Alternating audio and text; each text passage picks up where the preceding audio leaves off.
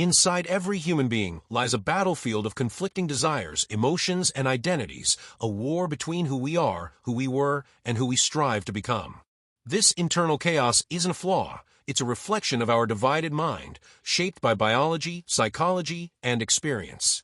Neuroscientists like Robert Sapolsky reveal that our behavior is governed not by a single rational self, but by competing neural systems, some driven by impulse, others by reflection, many by trauma. We crave discipline but fall into procrastination, seek love but sabotage connection, dream of greatness but fear failure. These contradictions stem from evolutionary wiring, childhood conditioning, and the complex interplay of hormones, memories, and social pressures. Understanding this war within is the first step toward mastering it, not by silencing the chaos, but by learning to listen, interpret, and guide it with awareness and compassion. The human brain evolved not for happiness, but for survival, and in that survival mode, it developed layers, primitive instincts, emotional responses, and rational thought, each pulling us in different directions. The limbic system screams for pleasure and safety, while the prefrontal cortex whispers about long-term goals and moral reasoning. This tug-of-war creates the tension we feel every day, the desire to change versus the comfort of routine, the hunger for growth versus the fear of failure. Our upbringing adds another layer. Beliefs formed in childhood, often unconsciously, shape how we see ourselves and the world. If you were told you weren't good enough, that belief becomes a lens through which you interpret every setback. But beliefs are not facts. They are stories we've repeated so often they feel true. And like any story, they can be rewritten. The process begins with awareness, catching the inner dialogue, questioning its origin, and choosing a new narrative. This is where the real work begins, not in chasing motivation, but in building discipline. Motivation is fleeting, a spark that fades. Discipline is the engine that keeps going when the spark dies. It's built through habits, identity shifts, and micro-decisions repeated daily. You don't become disciplined by waiting to feel ready. You become disciplined by acting when you don't. And that action, repeated, rewires the brain. Neuroplasticity, the brain's ability to change, means that every time you choose discomfort over ease, growth over stagnation, you're reshaping your neural pathways. You're becoming someone new. But transformation isn't just about doing more, it's about becoming more. It's about stepping into responsibility, the burden that gives life meaning. Joseph Campbell's hero's journey teaches us that every transformation begins with a call to adventure, often disguised as pain, failure, or crisis. The hero must leave comfort, face trials, and return transformed. In your life, that call might be a breakup, a job loss, a moment of existential dread. These aren't setbacks, they're invitations. To grow, you must accept the burden of responsibility, not just for your actions, but for your mindset, your healing, your future. Responsibility is not a punishment, it's a path to power. When you stop blaming others and start owning your story, you become the author, not the victim. And as you rewrite your story, you must confront your beliefs, the invisible scripts that shape your reality. Cognitive distortions like, "I'm not good enough," or "the world is against me," are mental viruses. They infect perception, behavior, and emotion. But they can be cured. Through reframing, evidence-based thinking, and self-compassion, you can build a belief system that serves you, not sabotages you. This belief work is not just mental, it's biological. The placebo effect proves that belief can change physiology. What you expect, you often create. So expect greatness. Expect growth. Expect setbacks too, but see them as part of the path. And sometimes the path requires solitude. In a world addicted to noise, solitude is rebellion. It's in silence that you hear your truth. Solitude isn't loneliness, it's space to reconnect with yourself, to reflect, to create. Great thinkers, artists, and leaders have all embraced isolation as a tool for clarity. In solitude, you meet the parts of yourself you've ignored. You learn to sit with discomfort, to listen to your intuition, to find peace without distraction. And from that peace, purpose emerges. Purpose is not found, it's built. It's the intersection of your values, strengths, and service to others. Viktor Frankl, a Holocaust survivor and psychiatrist, taught that meaning is what sustains us through suffering. When you know your why, you can endure anyhow. Purpose gives direction to discipline, depth to responsibility, and clarity to belief. It turns chaos into order, pain into power, and isolation into insight. The war within doesn't end, it evolves. But with awareness, discipline, responsibility, belief, solitude, and purpose, you don't just survive the war. You win it. You become the hero of your own story. And that story, told through action, becomes a legacy. We've been sold a lie. That motivation is the key to success, that if we just feel inspired enough, we'll change our lives. But motivation is a spark, not a fuel source. It's fleeting, unreliable, and often absent when we need it most. The truth is, discipline wins. Discipline is the quiet force that shows up when motivation disappears.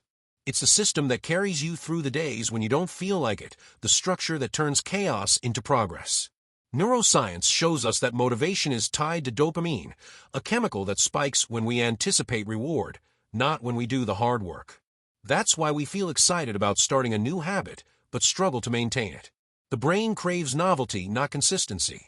But discipline rewires the brain through repetition. Every time you choose effort over ease, you strengthen the neural pathways that support growth. This is neuroplasticity in action, the brain's ability to change itself through behavior. The marshmallow test, a famous psychological study, revealed that children who could delay gratification were more successful later in life. Not because they were smarter, but because they had impulse control. That's the foundation of discipline, the ability to choose long-term gain over short-term pleasure. And this isn't just about willpower, it's about identity. You don't become disciplined by forcing yourself to act. You become disciplined by becoming someone who acts. Identity-based habits are the secret. Instead of saying, I want to write, say, I am a writer. Instead of, I want to eat healthy, say, I am someone who values health. When your actions align with your identity, discipline becomes natural. But identity is built through micro-decisions, tiny choices repeated daily. Waking up early, saying no to distractions, showing up when it's hard. These choices compound. They create momentum. And momentum creates transformation. The myth of motivation keeps us waiting.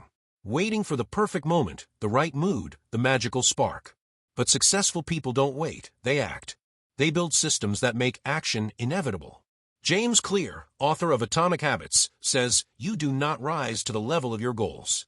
You fall to the level of your systems. Systems are the scaffolding of discipline.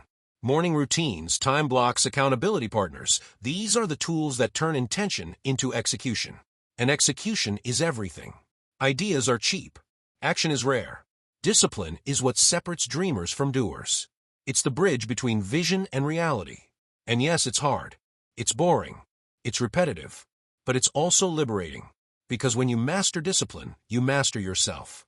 You stop being a slave to emotion, to impulse, to distraction. You become the architect of your life. And that life, built brick by brick through disciplined action, becomes unshakable. Motivation may start the journey, but discipline finishes it. So stop chasing the spark. Build the engine. Show up daily. Do the work. Become the person who doesn't need motivation because you've built a life that runs on purpose, not on mood. We all want to be the hero of our story, but few are willing to carry the burden that heroism demands.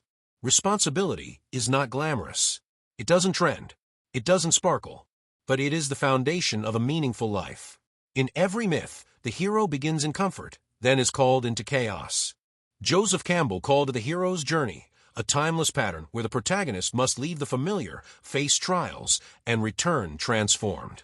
In your life, that call might be a breakup, a failure, a moment of existential dread. These aren't punishments, they're invitations. Invitations to grow, to evolve, to become. But growth requires weight. The weight of owning your choices, your mindset, your healing. Responsibility is not just about doing the right thing. It's about becoming the right person. It's about stepping into discomfort, facing your shadows, and choosing integrity over ease. When you take responsibility, you stop outsourcing your power. You stop blaming your past, your parents, your circumstances. You start building. You start leading. You start transforming. And transformation is painful. It demands sacrifice. The hero must lose something, comfort, ego, illusion, to gain something greater, wisdom, strength, clarity. This is the burden. It's heavy. It's lonely. But it's sacred. Because when you carry it, you become the kind of person others can rely on. You become the kind of person you respect. Responsibility is the bridge between who you are and who you could be. It's the daily decision to show up, to speak truth, to act with courage. And courage isn't loud, it's quiet. It's the whisper that says, "I'll try again," after failure. It's the choice to forgive, to persist, to lead when no one's watching. In a world obsessed with freedom, responsibility is rebellion. It's choosing structure over chaos, purpose over pleasure, growth over comfort. And that choice, repeated, becomes character. Your character is your legacy. It's what you leave behind in every interaction, every decision, every moment. The hero's burden is not a punishment, it's a privilege. Because through it, you become the author of your life. You stop reacting and start creating. You stop surviving and start leading. And in that leadership, you find meaning. Viktor Frankl said, "Life is never made unbearable by circumstances, but only by lack of meaning and purpose." Responsibility gives you both. It turns suffering into strength, chaos into clarity, and pain into power. So pick up the burden. Carry it with pride. Let it shape you, stretch you, refine you. Because the world doesn't need more victims. It needs more heroes. And the hero is not the one who avoids the fire. It's the one who walks through it, carrying the weight of transformation, and emerges with wisdom in their eyes and purpose in their heart. Your reality is not what you see, it's what you believe. Every thought, every emotion, every decision is filtered through the invisible lens of belief. If you believe the world is dangerous, you'll find threats everywhere. If you believe you're unworthy, you'll sabotage every opportunity. These beliefs are not facts, they're stories. Stories written by childhood experiences, cultural conditioning, trauma, and repetition. And like any story, they can be rewritten. The human brain is a prediction machine, constantly interpreting the present through the lens of the past. Cognitive distortions like black and white thinking, catastrophizing, or personalization warp our perception and trap us in cycles of fear, shame, and limitation. But the brain is not fixed. Neuroplasticity proves that with intention and repetition, we can rewire our mental patterns. Every time you challenge a limiting belief, you weaken its grip. Every time you choose a new thought, you carve a new neural pathway.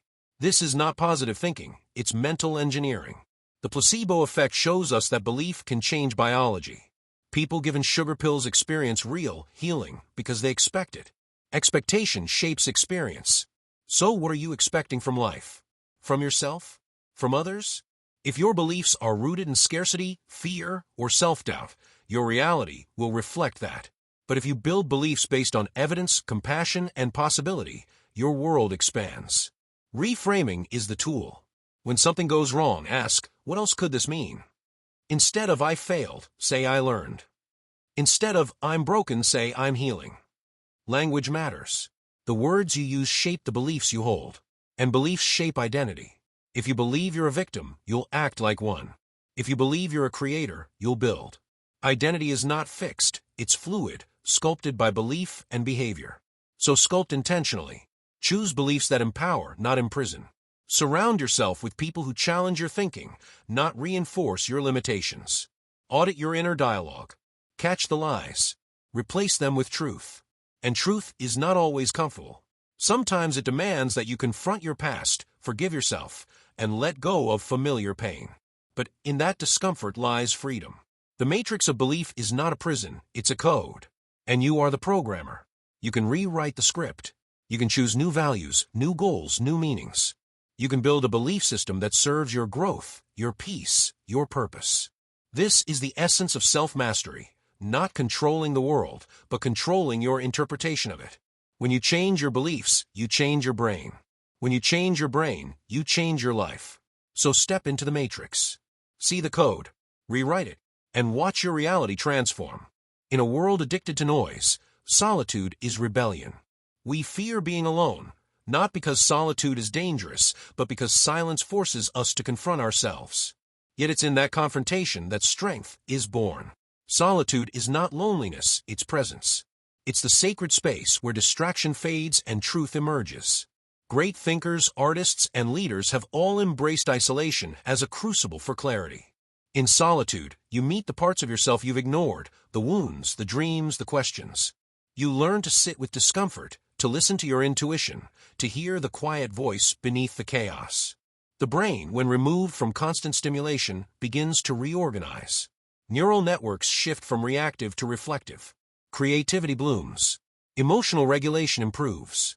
Insight deepens. Solitude is not an escape, it's a return.